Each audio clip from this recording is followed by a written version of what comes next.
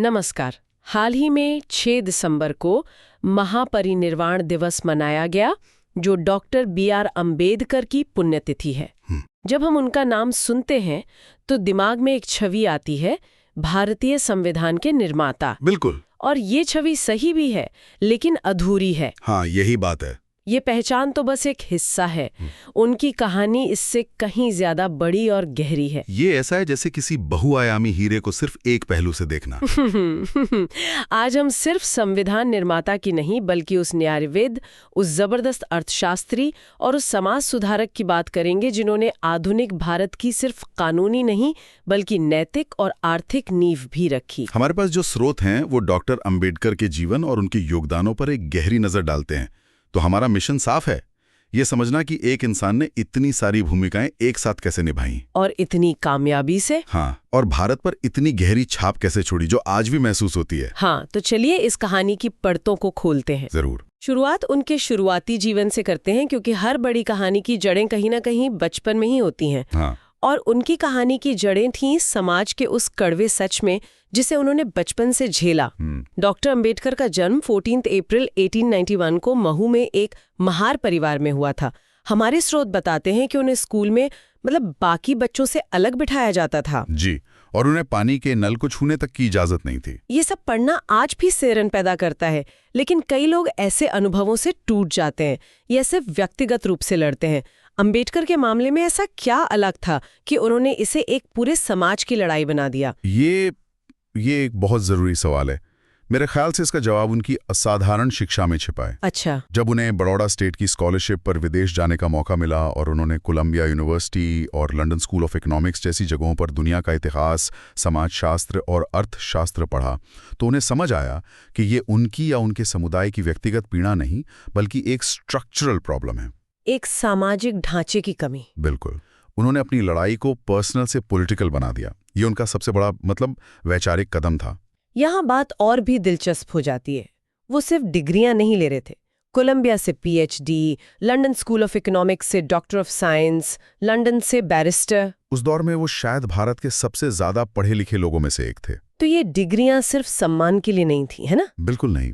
ये उस लड़ाई के लिए बौद्धिक हथियार इकट्ठा करने जैसा था जो उन्हें भारत लौटकर लड़नी थी।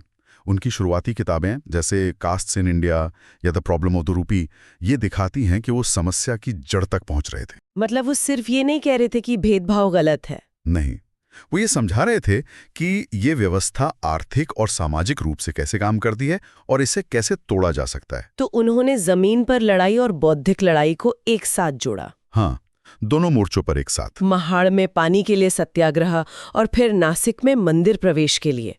ये तो जमीन पर सीधी टक्कर थी। लेकिन मुझे हमेशा ये सोचकर हैरानी होती है कि एक व्यक्ति एक ही समय पर सड़क पर संघर्ष और लंदन में गोलमेज सम्मेलनों में तीखी बौद्धिक बहस, ये दोनों कैसे कर सकता था? यही तो उनकी सबसे बड़ी खासियत थी। वो जानते थे कि सामाजिक बदलाव के लिए दोनों मोर्चों पर लड़ना जरूरी है। सड़कों का दबाव राजनीतिक टेबल पर आपकी आवाज को वजन देता है। सही बात है। इसीलिए जब वो 1930 और 32 के बीच राउंड टेबल कॉन्फ्रेंसेस में गए तो वो सिर्फ एक विद्वान नहीं बल्कि एक जन नेता की हैसियत से बात कर रहे थे, जिनके पीछे हजारों लोगों का संघर्ष था। और वहीं उन्होंने दलितों के लिए सेपरेट इलेक्टोरेट्स यानी अलग निर्वाचक मंडल की मांग रखी। ये एक बहुत बड़ा और विवादास्पद कदम था। बहुत बड़ा। इसका मतलब क्या था और ये इतना जरूरी क्यों था उनके लिए? इसे आसान भाषा में समझते हैं। उनका तर्क था कि अगर एक संयुक्त चुनाव क्षेत्र में जहां बहुसंख्यक मतदाता सवर्ण हो, एक दलित उम्मीदवार खड़ा होता है तो उसे जीतने के लिए उन्हीं बहुसंख्यक वोटरों को खुश करना पड़ेगा जो जाति व्यवस्था को मानते हैं। अच्छा, तो फिर वो अपने समुदाय की आवाज कैसे उठाएगा? बिल्कुल, वो सच में अपने समुदाय की आवाज कैसे उठा पाएगा? सेपरेट इलेक्टोरेट्स का मतलब था कि दलित मतदाता सिर्फ दलित उम्मीदवारों को ही वोट देंगे। इससे यह सुनिश्चित होता कि जो नेता चुना जाएगा वो सिर्फ और सिर्फ अपने समुदाय के प्रति जवाबदेह होगा, किसी और के दबाव में नहीं। लेकिन महात्मा गांधी इसके सख्त खिलाफ थे। उन्होंने इसके विरोध में आमरण अनशन शुरू कर दिया और फिर हुआ वो ऐतिहासिक पूना पैक्ट। हाँ, 1932 का पूना पैक्ट एक तरह का समझौता था। गांधी जी का मानना था कि अलग निर्वाचक मंडल हिंदू समाज को हमेशा के लिए बांट देगा। अंबेडकर पर भारी दबाव था तो उन्हें अपनी मांग छोड़नी पड़ी। हाँ, अंत में अलग निर्वाचक मंडल की मांग छोड़ दी गई और बदले में दलितों के लिए प्रांतीय विधायिकाओं में आरक्षित सीटें माने रिजर्व सीट्स बढ़ा दी गई। तो हम कह सकते हैं कि यहाँ से भारत की आधुनिक आरक्षण नीति की शुरुआत हुई। एक तरह से हाँ। ये एक ऐसा रास्ता था जिसमें चुनाव तो संयुक्त रूप से होंगे, लेकिन कुछ सीटें सिर्फ दलित उम्मीदवारों के लिए आरक्षित रहेंगी। इसका असर तो आज तक भारतीय राजनीति पर है। बिल्कुल, ये एक जटिल समझौता था और इस पर आज भी बहस होती है कि किसने क्या खोया और क्या पाया। लेकिन इसने भारतीय राजनीति में प्रतिनिधित्व के सवाल को हमेशा के लिए केंद्र में ला दिया। चलिए अब उनके उस योगदान पर आते हैं जिसके लिए उन्हें सबसे ज्यादा जाना जाता है, संविधान का निर्माण। जी। लेकिन यहाँ भी सिर्फ ये कह देना कि उन्होंने संविधान लिखा काफी नहीं लगता। जब वो ड्राफ्टिंग कमेटी के चेयरमैन बने तो उनके सामने चुनौती क्या थी? चुनौती बहुत बड़ी थी। एक ऐसे देश के लिए नियम कानून बनाने थे जो हजारों सालों की असमानता, सैकड़ों रियासतों और अनगिनत विविधताओं में बटा हुआ था। उन्हें एक ऐसा ढांचा बनाना था जो सिर्फ राजनीतिक आजादी ना दे बल्कि सामाजिक और आर्थिक आजादी की गारंटी भी दे। उनका लक्ष्य सिर्फ एक रूल बुक बनाना नहीं था, बल्कि एक सोशल डॉक्यूमेंट तैयार करना था। बिल्कुल, एक ऐसा दस्तावेज जो समाज को बदलने का औजार बने। और इसीलिए उन्होंने अस्पृश्यता का कानूनी तौर पर अंत किया, आरक्षण के प्रावधान डाले और अल्पसंख्यकों के अधिकारों की सुरक्षा सुनिश्चित की। और न्याय, स्वतंत्रता, समानता और बंधुत्व को संविधान की आत्मा बनाया। लेकिन यहीं पर रुकना अंबेडकर के साथ अन्याय होगा। संविधान पर उनके काम के अलावा उनके आर्थिक विचारों पर बात करना भी उतना ही जरूरी है, जिसके बारे में ज्यादातर लोग नहीं जानते। हाँ, ये बहुत ही महत्वपूर्ण पहलू है। मैं इसी पर आने वाली थी। मुझे इन स्रोतों में एक बात पढ़कर बहुत हैरानी हुई जिसके बारे में मैंने पहले कभी नहीं सोचा था। हम सब उन्हें संविधान निर्माता के तौर पर जानते हैं, लेकिन क्या हम जानते हैं कि भारत के सेंट्रल बैंक यानी रिजर्व बैंक ऑफ इंडिया का पूरा कॉन्सेप्चुअल ब्लूप्रिंट कहाँ से आया? ये उनकी doctoral thesis the problem of the rupee, its origin and it's solution से आया, जो उन्होंने 1923 में लिखी थी। 1923 में? जी। सोचिए, एक व्यक्ति जो सामाजिक न्याय के लिए लड़ रहा है वो देश की आर्थिक स्थिरता की नींव भी रख रहा है।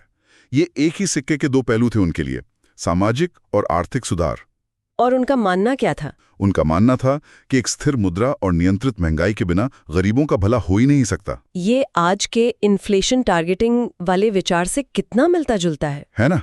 उनका तर्क था कि महंगाई एक ऐसा टैक्स है जो सबसे ज्यादा गरीबों को मारता है क्योंकि उनकी आय निश्चित होती है। ये कितनी दूर की सोच थी। और सिर्फ आरबीआई ही नहीं, एक और भारी भरकम शब्द है फिस्कल फेडरलिज्म। हाँ, फिस्कल फेडरलिज्म। ये सुनने में बहुत जटिल लगता है। आसान भाषा में इसका क्या मतलब है? इसका सीधा सा मतलब है केंद्र और राज्यों के बीच पैसों का बंटवारा कैसे हो।